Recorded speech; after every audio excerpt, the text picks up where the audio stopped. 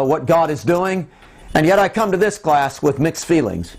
In fact, to tell you the truth, I would really like to skip the next few classes and just leap on ahead in our investigation of theology and the movement of God in our lives, and really begin to talk about prevenient grace and redemption and all that God has provided and all that He wants to do in the depth of our hearts and our lives, because that's where the joy is. That's where the life itself is contained.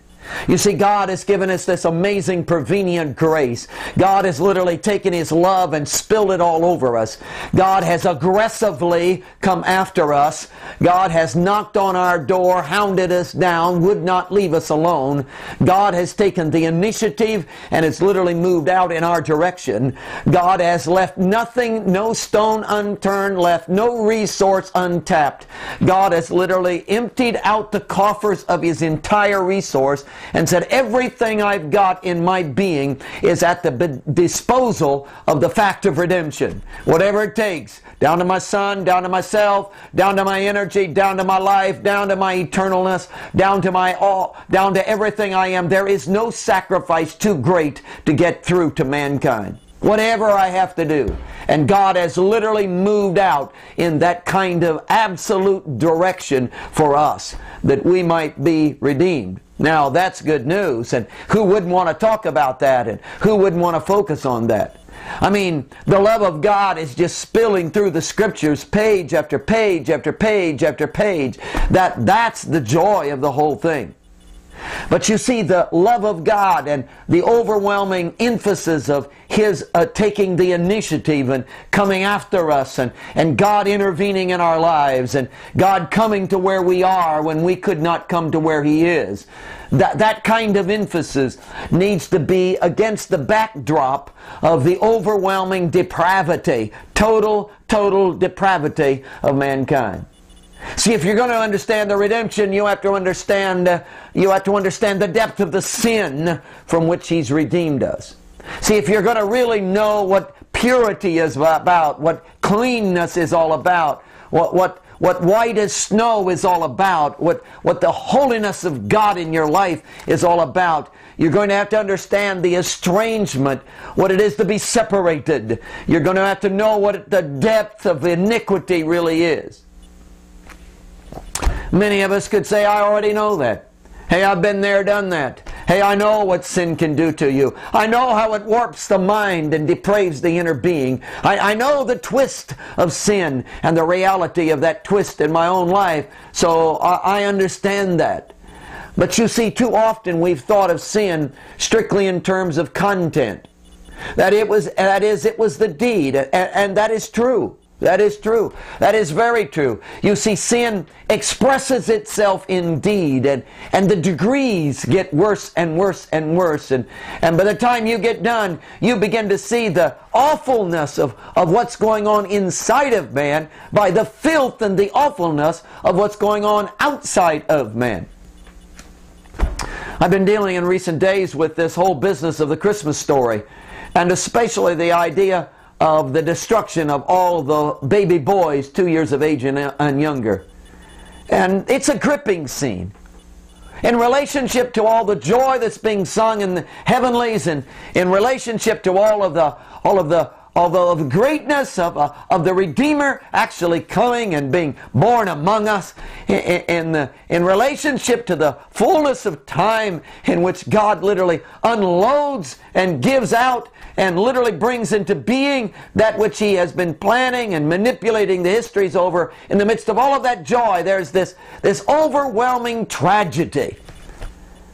Baby boys are killed, 2 years of age and younger, slaughtered in Bethlehem and the surrounding districts. Roman soldiers walked in, grabbed a hold of them by the heel, threw them against the wall. Every family, it seemed like, was moaning, the grandmothers and grandpas and the moms and the dads and the cousins and the aunts and the uncles, and all of the interconnections of the people of Bethlehem were deeply, can you imagine the massive cry that went out from Bethlehem and the surrounding districts? Now we know it wasn't all that big. In light of other atrocities in history, you could downplay this. Josephus, for instance, in the history of the Jews, doesn't even mention that. It's like, hey, Herod, the king who had caused this by giving an edict and pronouncing that it should be done and had all of the baby boys slaughtered in an attempt to kill the Christ, you know that he had done such horrible things that in light of all the other things he had done, this really wasn't all that big. Maybe there were 20 boys, maybe up to 50. Someplace between there is what they calculate. Size of the town, countryside, how many people there were, what would be the ratio out of that of people and families that would actually have baby boys 2 years of age and younger. See, not too many, 20 to 50. But see, one would be too many. Can you imagine the Christ child being born, and in the midst of that there's this awfulness, this terribleness. It's the deed of sin, and you look at the awfulness of what could bring a man to the point where he would be willing to pronounce an edict that would literally slaughter, I mean, not give it a second thought, not lose one single bit of sleep at night. What kind of thing could be inside of a man? What could his nature be like? How does his mind function? What's going on inside of his very thought process? Hey, what's happening in his inner heart? What drives him? What motivates him? If this outward deed is so terrible, if the outward deed is so filthy, if the outward deed is so depraved, can you imagine the source of that outward deed?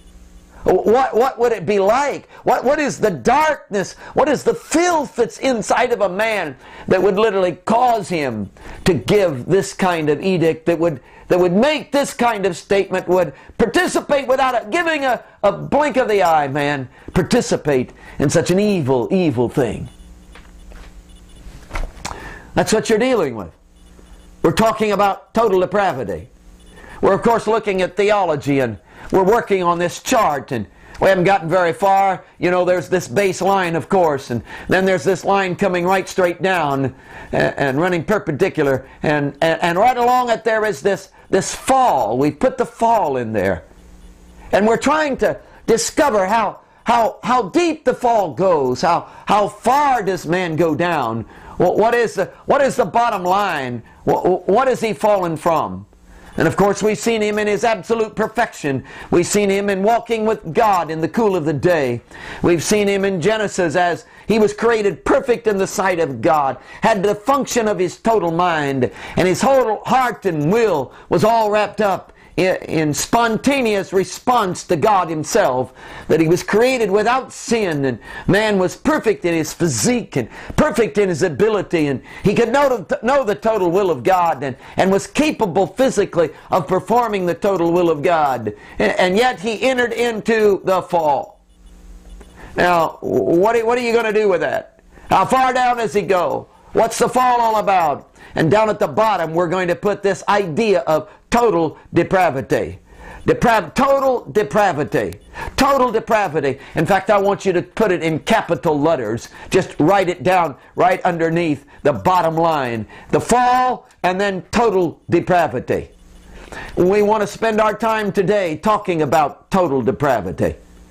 And again, it's such an awful fact. It's such a terrible lesson to talk about. It's such a depressing subject.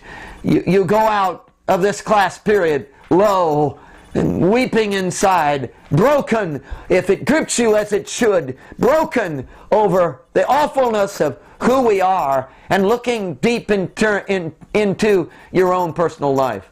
Hey, we're not investigating somebody else. We're not looking at the pagans of old. We're not looking at the Hitlers of days gone by. We're not looking at the 9/11 thing and the awfulness of those who are be terrorists and how they could participate in such an evil act of slaughtering of mankind. We're not dealing with them. We're dealing with us. We're dealing with those of us who are sitting in a classroom. Those of us who have some kind of decency about us. Those of us who are interested in helping others, and we're interested in looking down deep in our own interior life and seeing the rot and the filth and the depth of where sin has gripped us and the scars and the marks of it all, and trying to see how far we've gone, who we really are. And of course it makes you tremble. Wesley was talking about the fact of salvation, and then he was talking about the depth of the internal carnal mind, that the business of entire sanctification, this deep internal purity and cleansing, he was talking about that carnal mind. He said the outward deeds of sin look terrible. Obviously, they look filthy. We're so all wrapped up in them, the lying, the cheating, the stealing, the adultery, the filth, the activities of lust, and the awfulness of our materialism, and how it's gripped us in the very essence of our lives. And there it is, the outward deed.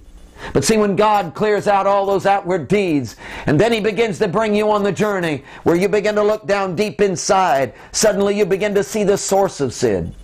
Wesley says you are abhorred that this could be within you. You can hardly imagine that you could be indwelt by such filth. I mean, the outward deeds look terrible, but this inward thing, this inward thing, God help me, this inward thing, think of the filth of it, because it is the source that produced this. And if this out here was evil, oh, what this in here must be like. The total depravity that dwells in the heart and the mind, that's what we want to look at. The total depravity that causes every deed of sin that's produced out here, that's what we want to look at. We want to lay it out on a table, man. We want to stab it in the back. We want to rip it wide open. We want to expose it. We want to see the depth. Oh, we are abhorred by it. But we want to take courage. We want to look at the depth of our own depravity. We want to look how far we've gone. Hey, we want to look at the filth of our internal life. We want to look at the raw sewage that literally has brought the stench of our life until it's permeated every section of our mind and gone to the depth of every bit of our heart and infiltrated our very nerves and gone to our very emotions and has become the expression of our total life. Oh, the awfulness of total depravity. Never underestimate it. How often we have said, hey, well, I would never do that. We've looked at something or someone or the results of some deed that somebody has done. We've looked at it and been horrified and said, oh, I would never commit that. But don't kid yourself, man. Don't kid yourself. We do not know where, if sin was turned loose in our life, where it would take us. We do not know where, what kind of deed, what kind of filth, what kind of perversion we could get involved in. Hey, never judge another man, brother. Hey, never judge another man, because we have no idea where we could go if this sin, if this nature was turned loose in us. If we really gave expression to what we are like inside. My grandfather, I came to him and told him I was going to be a preacher, and we talked somewhat about religion, and he was not a very religious man, and whether he is a Christian or not, I do not know. But I know that when I was just a child and talking to him about being a preacher, he just laughed at me and said, that's impossible. You couldn't be a preacher. And of course I would ask him why, and he would go on to explain the reason you couldn't be a preacher is because you've never really done anything bad.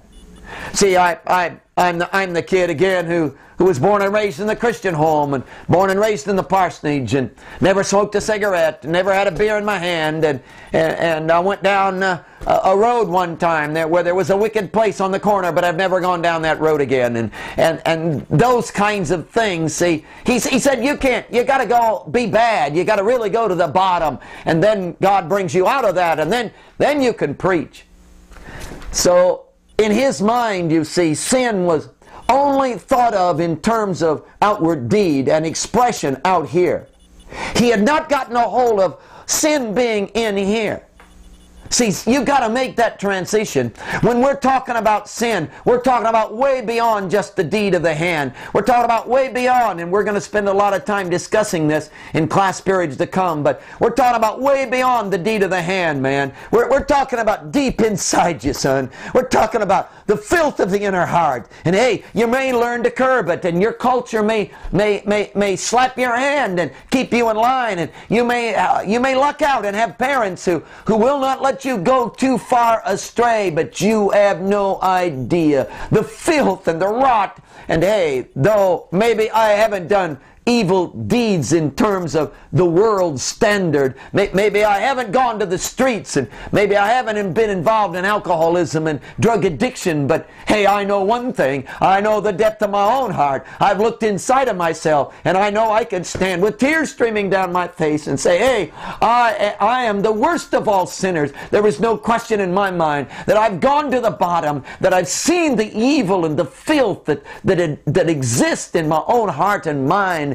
and the depravity and the twist of the inner being. And then once you face that, how can you ever feel good about yourself again? How can you ever pat yourself on the back? How could you ever allow pride to whelm up in your heart as if you really are something? Would you not totally, absolutely, constantly fall at the feet of Jesus and know, hey, if it weren't for Him, I'm telling you, if it weren't for Him, what chance would we have? That He has taken the initiative. He has moved out. And He has confronted us at the issue of our total depravity. Total depravity. What a subject it is. And I want you to take courage.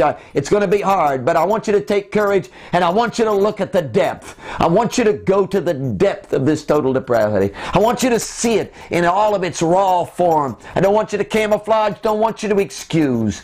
Don't want you to bypass. Don't want you to color. Don't want you to put on your rose-colored glasses, son. Want you to take a stare at it. Want you to go deep into and smell the rot of it. I want you to feel the pulsating power of the thing.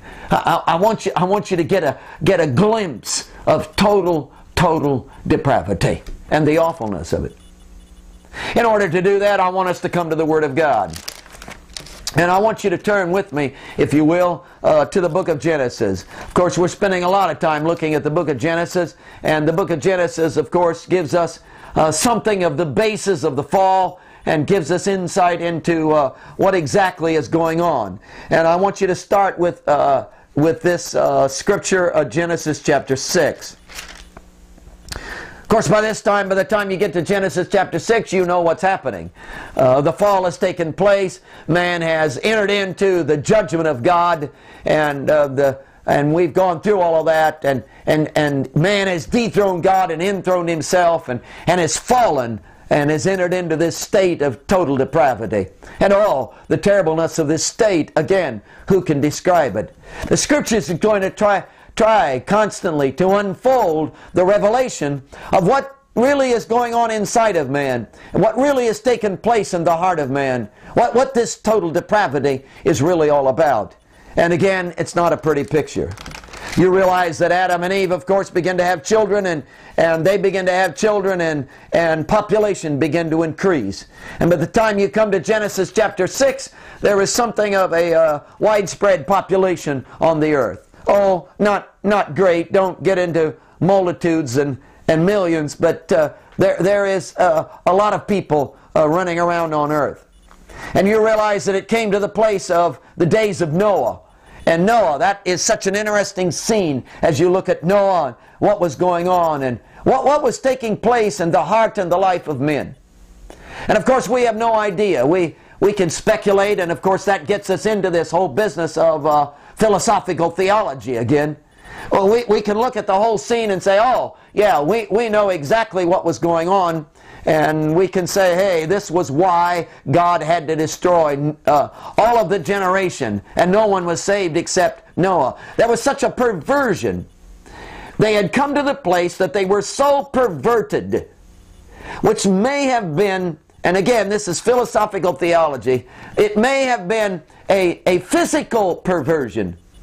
They may have gotten involved in physical things that brought about birth defects and deformity, and even some have speculated about half animal and half man kind of thing. And there's this whole scripture about the sons of God came and had relationships with the daughters of men, and the whole idea of angelic beings coming and being a part of having physical relationship with man, and babies being born out of that, and such a twist and such a depravity and such a lowness that was taking place in the heart and of the life of man.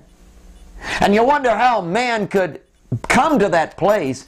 He has been in perfection. One day he's in the perfection of God and walking in absolute purity and righteousness, and wham, into the fall, and down he goes. But understand that man with his mind, while his body is not degenerated to our point. See, that's the interesting thing about the whole evolution. Evolution, the concept of evolution is that we're constantly getting better, that we are evolving into better and better and better and more and more and more. But the whole basis of the scriptures is that man started out at the top and has been degenerating down. He's been falling apart. He's been slowly decaying. He's been rotting. He's been getting worse and worse and worse. And you can imagine how man is even at this hour in the days of Noah. So we have no idea what all of this means in its depth. We can speculate, but again, that's into philosophical theology. But when you come back to the scriptures, you begin to find some key scriptures that begin to talk to us. For instance, look at chapter 6. And in verse 5, you see the reaction of God to all of this. You can back up and say, and look at verse 4. There were giants on the earth in those days, and also afterwards, when the sons of God came into the daughters of men, and they bore children to them. Those were the mighty men who were of old, men of renown. Now, what does that mean? We have no idea what that means.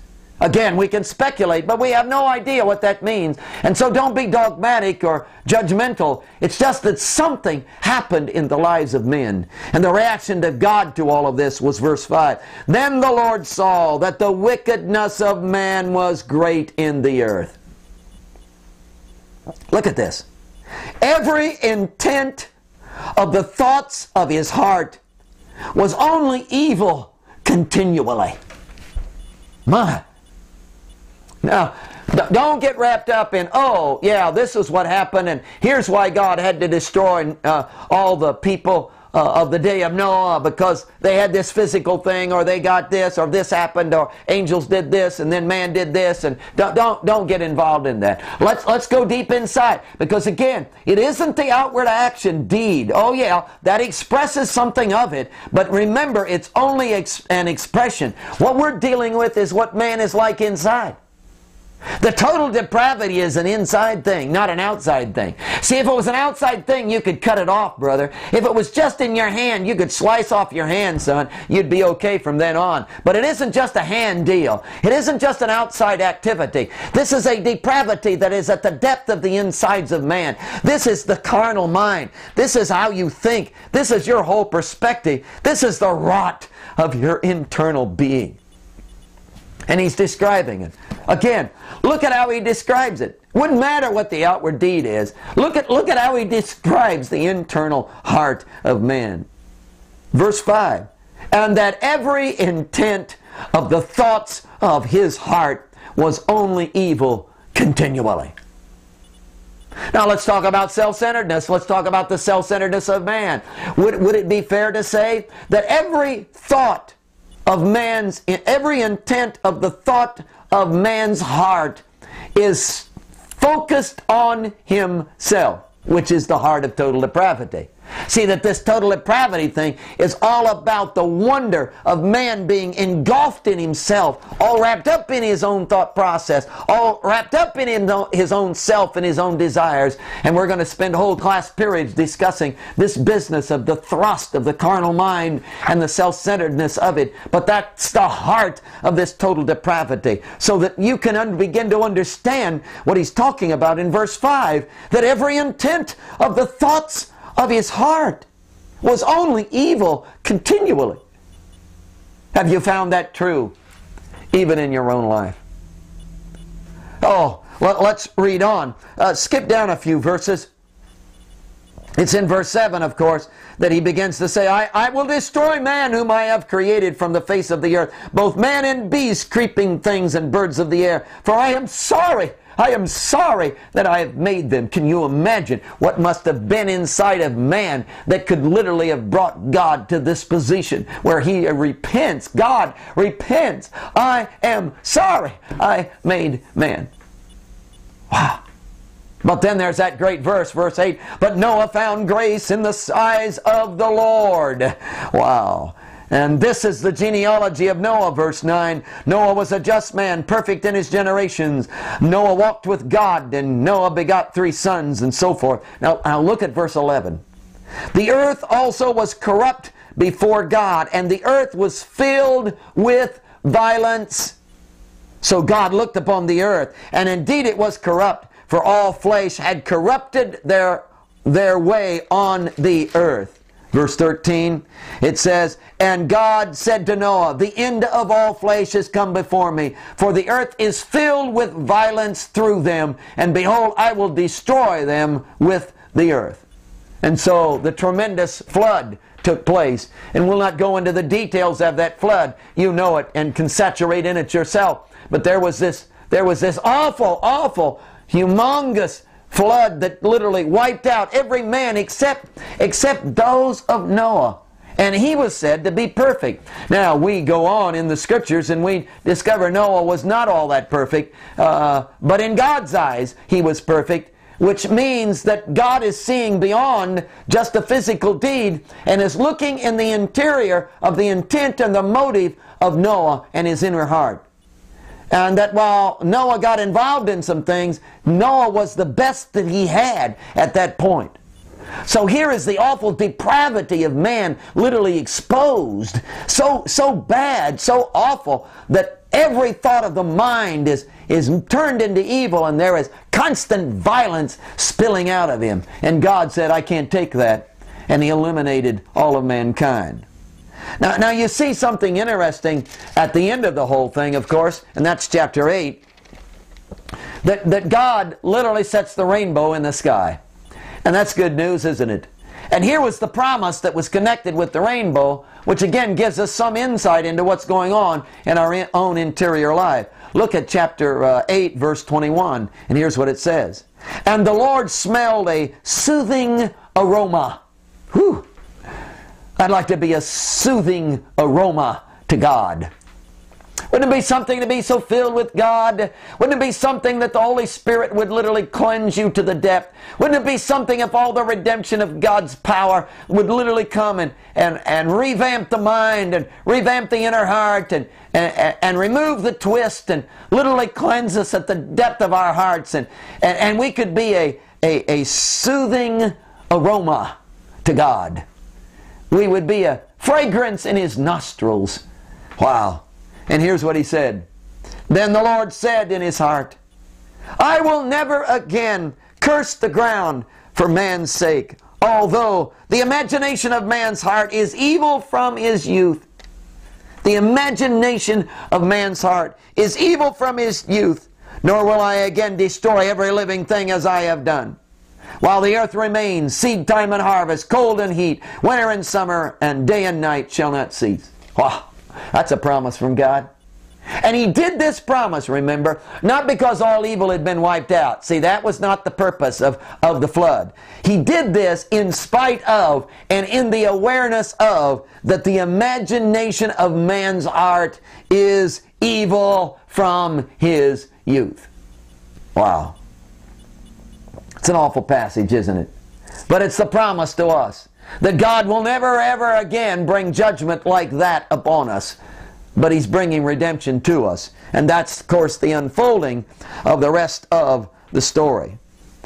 Now, one of the other places, there's hundreds of scriptures for this, of course, and we don't have time to do all of them. But one of the other places where you constantly see an emphasis on the revelation of what man is like inside, not just outside deed, but we're talking total depravity from the inner heart of man. And one of the places that you see this is in the songs that the Israelites sung. And as you get into these songs, they bring a revelation. And a lot of times the songs, the Psalms are literally focused on the enemies of God, which of course we've all been that at one time or another. And as the Israelites focused, David for instance, focused on the enemy, he would describe them in these gross details. And of course it was these details that give us an exposure of what the inner heart of man is all about from a biblical view. And so we want to look at some of those. And so I'd like for you to turn to the book of Psalms. It's, of course, is right slap dab in the middle of the scriptures, or middle of your book. And the Psalms, chapter 5 is a good place to begin. Let's look there to start with. As you look at Psalms chapter 5, David is writing, of course, and he is meditating before the Lord. If you note in verse 1, give ear to my words, O Lord, consider my meditation. And in verse 9, I want you to go down to verse 9. He says in verse 9, for there is no faithfulness in their mouth. Their inward part is destruction. Their throat is an open tomb. They flatter with their tongue. Now, he's describing, of course, the enemies of God. Look at verse 7. But as for me, I will come into your house in the multitude of your mercy. In fear of you I will worship toward your holy temple. Lead me, O Lord, in your righteousness before my enemies. Make your way straight before my face, for there is no faithfulness in their mouth. He's talking about his enemies. There is no faithfulness in their mouth. See, to be so aligned with God that your enemies are now his enemies, and his enemies are your enemies. And he begins to describe what they're like inside. Verse 9 again. For there is no faithfulness in their mouth. Their inward part is destruction. Their throat is an open tomb. They flatter with their tongue. Isn't it interesting that all through the Scriptures, this whole business of depravity and the awfulness of sin is spoken of in terms of death? It's labeled with this idea of destructiveness. It's highlighted in the decaying, the rotting process. And he does that here in the Psalms. Their inward part is destruction. Their throat is an open tomb, all about death, you see. It's like a living death. It's interesting that the whole satanic thing, and which is at the heart of all evil itself, you understand. Halloween, what's it all about, man? It's all about darkness and twisted figures and ugliness and scared and all of that kind of stuff. See, evil, think of that now, not in terms of demon possession, but think of that in terms of inside you. Think of that, of the twist of your nature, and till you have joined that, you become a part of that. The whole business of your inner life, your mind is evil, your throat is an open sepulcher. See, that's what he's describing. It's horrifying, isn't it? Absolutely horrifying. I want you to go to Psalms 114, or Psalms 14 rather, and in Psalms 14 we see some familiar verses. Oh, you've read these verses, but 1 through 3, let's look at them. And again, this whole thing David is writing, and he's describing this awfulness of mankind, which we have become a part of. In verse 1, the fool has said in his heart, there is no God. They are corrupt. They have done abominable works. There is none who does good. The Lord looks down from heaven upon the children of men to see if there are any who understand, who seek God. They have all turned aside. They have together become corrupt. There is none who does good, no, not one. I don't know what you want to do with it. Guess we don't have to do anything but look at it and say, man, he's right.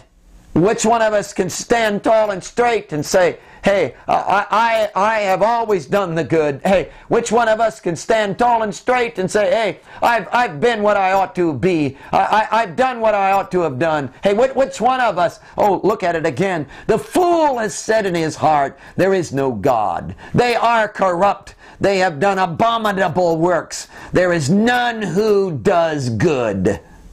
The Lord looked down from heaven upon the children of men to see if there are any who understand, who seek God. They have all turned aside. They have together become corrupt. There is none who does good, no, not one. Hey, where is the man who hasn't turned aside? Where is the individual who has not become corrupt? Hey, where is the one who has done good? He says there is no one. Now, what's so impressing about this particular passage is the fact that if you keep that available, just for comparison's sake, and you turn to Psalms 53, you will see something that's really, really intriguing. That he would do this, that this would show up in our scriptures like this. Psalms 53. And when you look at Psalms 53, you will quickly discover that these are words that you have looked at before. And it's Psalms 53, 1 through 5. Look at verse 1, Psalms 53. The fool has said in his heart, there is no God. They are corruptible. They are corrupt and have done abominable iniquities. Did you remember those same words? Look at Psalms 14 now, verse 1 down through. See, he's giving almost the same identical words. He's laid it out the same. It's like this is given to us twice. Now you know that anytime you see anything twice in the scriptures, you want to sit right up and take notice because, hey, this is unusual. They didn't have space to fill in. They didn't just say things to be saying them, man. They didn't just kill time here, brother. Hey, when they said something, when they gave double emphasis like this, it is highlighted. It really means something. And here in Psalms 14, 1 through 3, he lays this out. Now look at how he does the same identical thing in this Psalms 53. The fool has said in his heart, there is no God. They are corrupt and have done abominable iniquities. There is none who does good. God looks down from heaven upon the children of men to see if there are any who understand, who seek God. Every one of them has turned astray. They have together become corrupt. There is none who does good, no, not one. Have the workers of iniquity no knowledge? Who eats up my people as they eat bread, and do not call upon God? There they are in great fear, where no fear was, for God has scattered the bones of him who encamps against you. You have put them to shame, because God has despised them. Wow. He's describing us, man. We've said in our heart there is no God. We've done it, oh, maybe we haven't been an atheist, but man, we've done it by worshiping other gods, forming our own God. We pushed the real God aside. We've not done good. We've not sought God. We've not been a seeker after the heart of God, verse 2. Everyone is turned aside. We've become corrupt. Wow. Well, let's continue. Look at Psalms, just turn a page or two to Psalms 58. And in Psalms 58, verse 1 through 5, you'll see it again. It's incredible how he describes. Now, remember, these are chants and songs that were sung in church. They were giving expression to their theology. And here's what you read in Psalms 58. Do you indeed speak righteous, you silent ones? Do you judge uprightly, you sons of men? No. In heart you work wickedness. You weigh out the violence of your hands in the earth. The wicked are estranged from the womb. They go astray as soon as they are born, speaking lies. Their poison is like the poison of a serpent. They are like the deaf cobra that stops its ears, which will not heed the voice of charmers, charming ever so skillfully. What a scene. Do you see how he describes it? He pulls up every kind of imagery he can. The twist, the terribleness of the evil of mankind, the depth of this thing. Poison is like the poison of a serpent. They are like the deaf cobra that stops its ears so that they can't hear the skillful charming of the charmers. What a description, man. What a description. Let's leave the book of Psalms. I'd like for you to go to actually Ecclesiastes. And you know we don't have time to deal with many of the scriptures in Ecclesiastes, so we'll only look at one. But when you look at Ecclesiastes, of course it's written by Solomon, supposedly the wisest man in the earth. And chapter 7 I want you to go to. And he viewed all these things, and to be so wise, he wasn't too bright. Did a lot of things and got involved, and his conclusion of the whole thing is given in this Ecclesiastes. It's the idea that vanity of vanities, all is vanity. Hey, there's nothing new under the sun. Been there, done that. Hey, that's the end of that. That he'd given himself to materialism. He'd given himself to sexual pleasure. He'd given himself to every kind of whim and desire of life itself, and it all ended up to be foolishness. And of course, in the middle of all of that, he's describing the iniquity, the evil, the total depravity of man himself. Look at chapter 7, verse 20, just one verse, and we'll have to move on for time's sake. He says, "For there is not a just man on earth who does good and does not sin."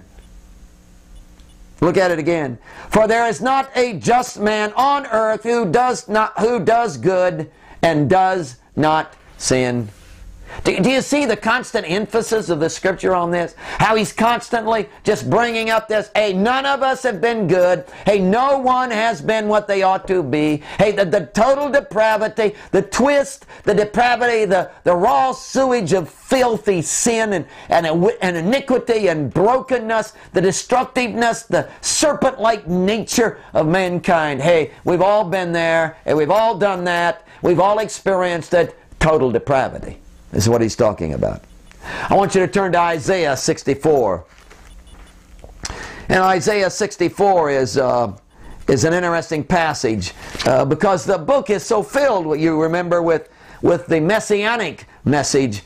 And in the middle of the messianic message, he gives this powerful, powerful statement about mankind. And it's chapter 64. I want you to turn to verse 6. So Isaiah chapter 64, verse 6. Here's what he says.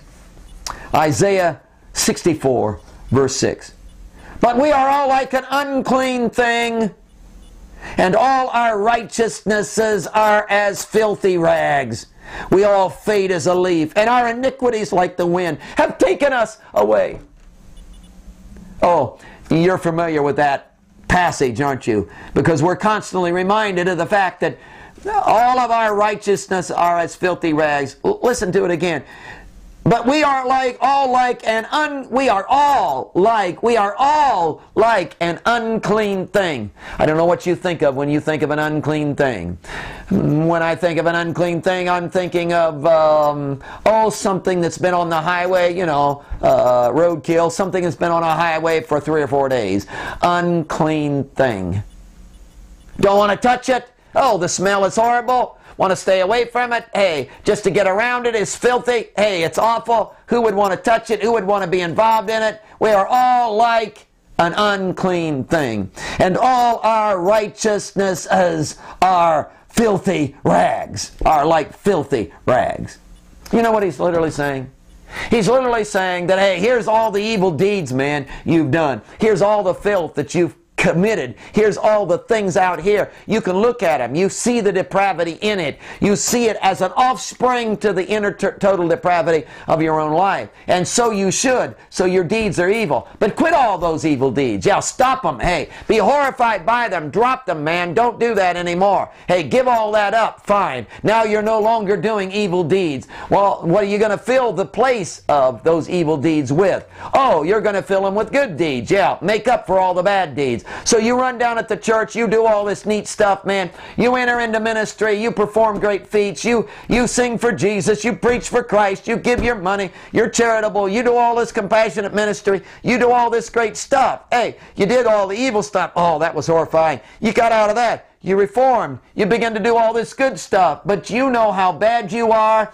You are so bad. You are so evil. Your total depravity is so strong within you that, yeah, the evil deeds were terrible, but wait a minute. They are equal to the good deeds. In other words, your good deeds are as bad as your evil deeds. Why? Because they all spill from the inner source of your own self. They all spill from the inner source of your own total depravity. The carnal, evil mind of the inner being. You are so rotten. You are so filthy. You have fallen to such a low estate that not only are your evil deeds evil, but your good deeds are evil. You're so bad that even your good is bad. That's how bad you are. That's depressing, isn't it? So every attempt I have to do right, every attempt I have to be good, every attempt I make to pull off something that would impress God, every time I exert my ability to reform and turn over a new leaf and stop that and start that, man, I'm only giving expression to the rot and the filth of my own internal. And whether it's the evilness of what this world would label evil, or whether it's just the evil of the good deed I do, I am so bad that my bad is bad and my good is bad too. And all my righteousness is as filthy rags. Oh, Jesus help us, Jesus help us. Look at Jeremiah, move on. Jeremiah 17. Jeremiah the prophet, of course, again, he has tremendous statements about the redemptiveness of Christ and messianic promises that are great. And in the middle of all of this, in Jeremiah chapter 17, I want you to go down to verse 9. Jeremiah chapter 17, look at verse 9. He says, "The heart is deceitful above all things, and desperately wicked. Who can know it?" Let me give it to you again. Verse 9. "The heart is deceitful above all things and desperately wicked. Who can know it?" And then the answer comes back. "I am the Lord, searching the heart. I test the mind, even to give every man according to his ways, according to the fruit of his own doing." Hey, the heart is deceitful above all things and desperately wicked. Who can know it? And the Lord says, I'm the one who knows it. I'm the one who's gone there. I'm the one who sees it. Oh, Jesus, reveal the wickedness of our heart. Jesus, you know the wickedness of our heart, so you reveal that to us. Let us see the terribleness of our own depravity. Oh, let's turn to the New Testament just quickly before our time runs out. Turn to the book of Romans. He's talked, of course, about the terrible pagans, and he's literally given an expression, a list of sins that they did in chapter 1. Then he's talking about, the Jews themselves, and says, don't whelm up with pride and say, hey, we're not that bad, because, hey, you've been as bad as the pagans themselves.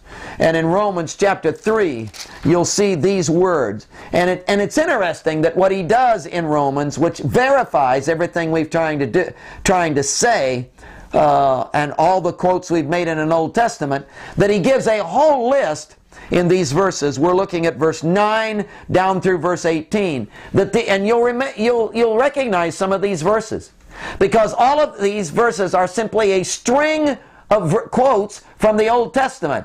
And he's quoting them to tell us how bad we are, to tell us how far we've fallen, the depth of the inner depravity of our own being. Look at this thing. Romans chapter 3 verse 9. What then? Are we better than they, the pagans? Hey, are we better than they? Not at all. For we have previously charged both Jews and Greeks that they are all under sin, man. They are all under, as it is written, verse 10, there is none righteous, no, not one. There is none who understands. There is none who seek after God. They all turn aside. They have together become unprofitable. There is none who does good, no, not one. Verse 13, their throat is an open tomb. With their tongue they have practiced deceit. The poison of asp is upon their lips, whose mouth is full of cursings and bitterness. Their feet feet are swift to shed blood. Destruction and misery are in their way. And the way of peace they have not known. There is no fear of God before their eyes. Total depravity, man. Total depravity. Romans chapter 7 is an interesting chapter. And before you get done in your thought process, you're going to have to deal with Romans chapter 7. And of course, he's giving us the depth of the principle of sin. Not talking about an outside deed as much as the inner law of sin that dwells in the heart. And he's not talking about a saved individual. No, this is not proof for entire sanctification or baptism of the Spirit. That's not, no, that's not what he's talking about here. Search it out, man. Saturate in it. You'll discover he's talking about a man under the law. Here's a man, not saved, not a Christian. He's not Christian or unchristian. He's not dealing with that. He's dealing with a man who's attempting to be what he ought to be by the law. He's under the law. And what's the conclusion? Chapter 7, oh, you could read any of it, but look at verse 18. For I have known that in me nothing good dwells. For to will is present with me, but how to perform what is good I cannot find. For the good that I will to do, I do not do, but the evil I will not do, that I practice. Why? Because I am evil inside, man. Total depravity. At the depth, total depravity, at the depth of my heart. You too?